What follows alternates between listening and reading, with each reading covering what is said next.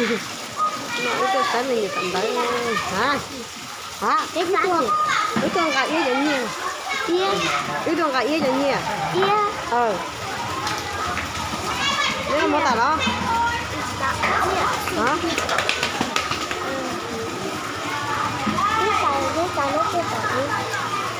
Cái của mấy cái mặt tôi tôi để mặt tôi tao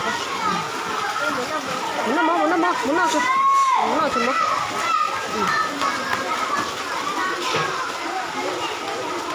có múa gì đó nữa không có bao tiếng nhật nó này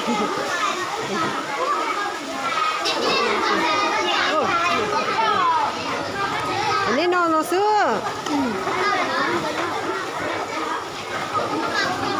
dưới dàn nó Hả? nó xưa rồi bạc cá rồi nên nó bạc cá rồi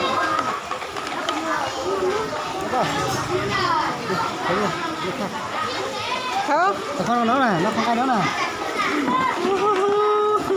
nó gì ta ô này giờ mới chỉ xía mà Siêu. xía này giờ mới chỉ cá Hôm nay đi sao con bé mất rồi.